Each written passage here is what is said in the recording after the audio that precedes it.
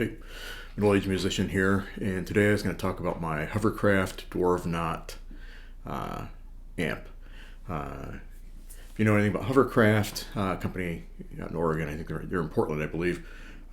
They take commodity amps, take amps, and then they modify them. So they'll take a series of amps and then make a series of amps out of those. So the Dwarvenaut is an older amp. They don't make it anymore. Basically, it coincided with when the Jet City JCA20 heads were made. If you know anything about Jet City, that was a company that Mike Soldano was responsible for. They made he designed the circuits that were made overseas. Despite being relatively inexpensive, they were fairly well-made amps, and so that I think that's why probably why Hovercraft chose them. They're easy to modify and they're fairly well-made. When we take a peek inside the amp, you'll see what I'm talking about. I've had a couple of Jet City amps actually. I had a JCA 20 about a little less than a year ago, and definitely didn't have this kind of gain.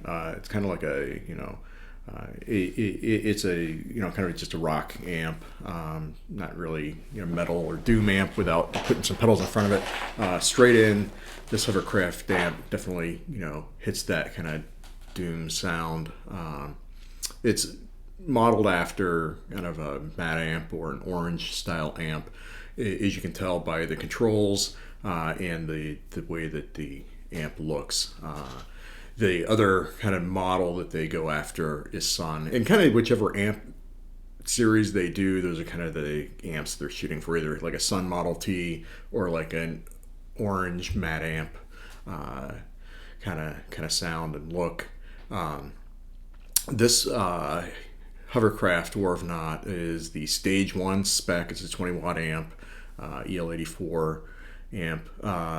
It's serial number 353. Each amp is a little bit different, so I think there's another video of previous owner with this exact amp out there on YouTube, but so you can kind of look for that serial number. Like I said, they're each slightly different. This is the only Hovercraft I've owned, though. I have seen one more out in the wild here in Austin. What else do I want to say about it? We're going to go through, do some playthroughs.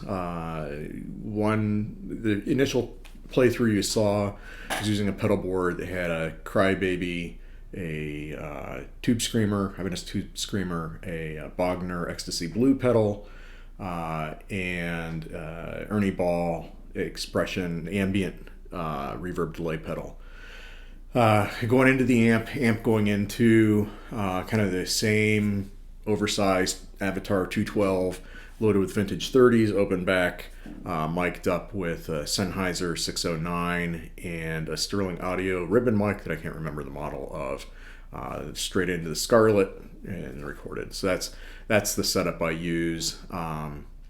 Later on, I'm going to just have some knob twiddling where I'm just going straight into the amp, and finally I do a playthrough where I swap out the Bogner pedal for his Meta, so you get that kind of BMP, Big Muff going into it, which would be, for a guy playing like Doom, that'd be a pretty standard kind of setup.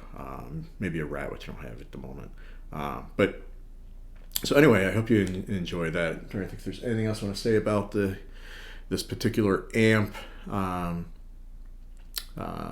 Yeah, I think you'll see the details as we go forward, so stay tuned. So still have everything out of the box. I took some of these pictures before. The back side, the top side, I gotta put the tubes back in, and the front side. So sorry for all the jitter. You've got an input, gain, bass, middle, treble. There's this contour knob, volume, HF drive. So this is, it's a orange matte amp style amp, standby and power. Here are the only things on the back. A couple of knobs, speaker outputs, and then a vintage modern power voicing, and that's not positional, like you just blend it in, and then a depth or resonance control. So, you know, pretty straightforward. Nothing too complicated. It's pretty cool. But anyway, we'll take some sounds. So there we go. Okay, so I have not put the clipped these power tube retainers on yet, but you know, I've got the tubes in. Everything here is JJ's. A couple EL84s, 12AX7. So you've got 2 preamp tubes, phase inverter, 2 EL84 power tubes. Which you don't often see, the power and output transformer are pretty evenly matched. A lot of times the output transformer isn't that big, especially on a 20 watt amp.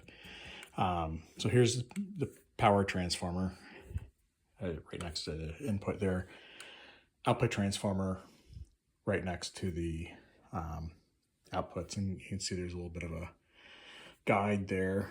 I'm just going to flip this, try and flip this over. It's not completely cooperative, but so we're just going to look through here, right?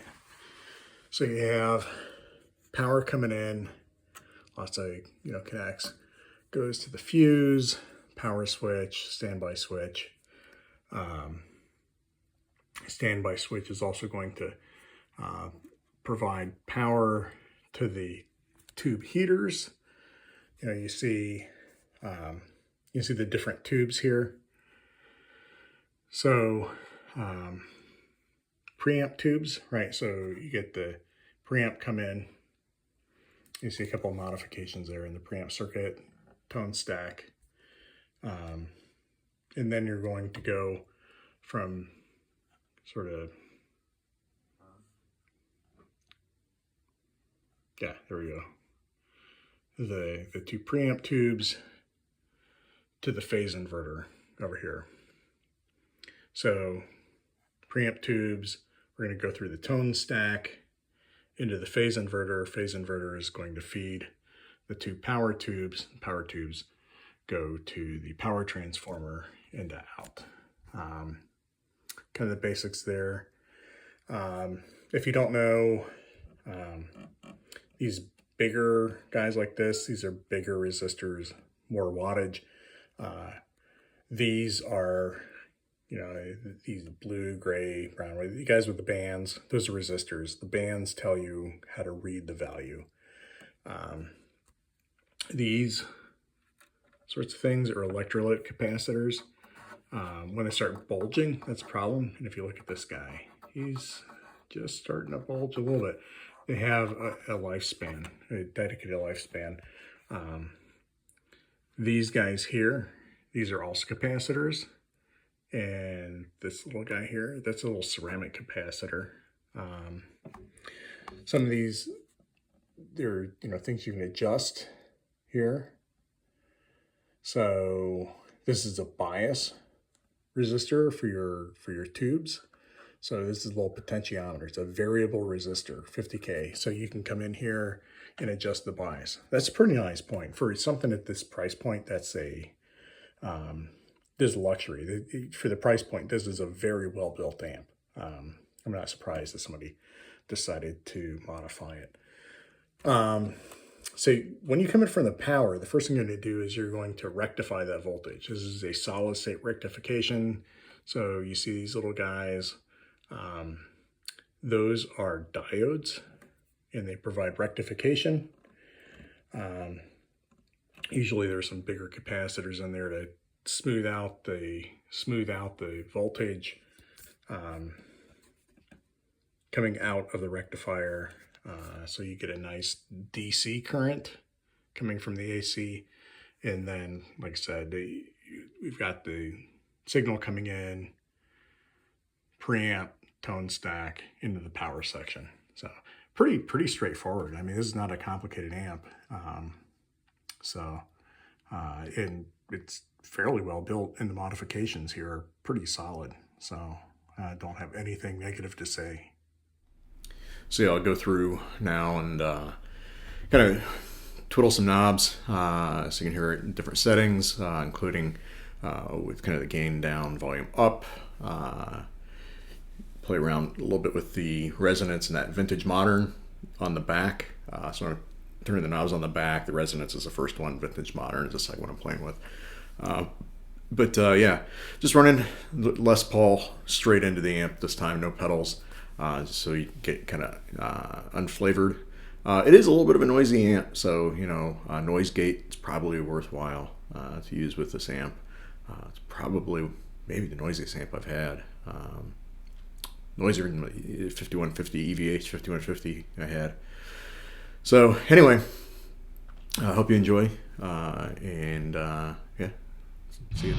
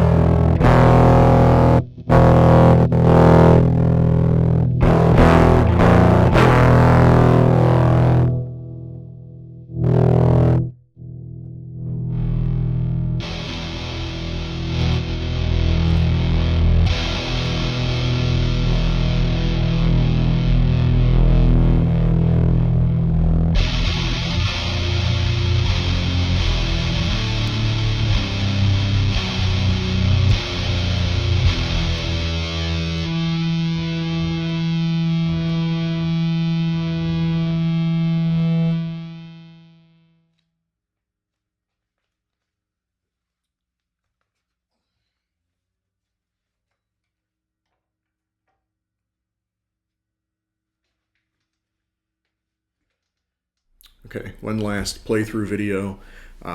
Using the same pedal board with the exception of I swap out the Bogner Ecstasy Blue pedal for Earthquaker He's a Metis, so you get that kind of BMP style pedal in there. You can pretty much tell when it kicks on. Yeah, so hope you enjoy just noodling around. So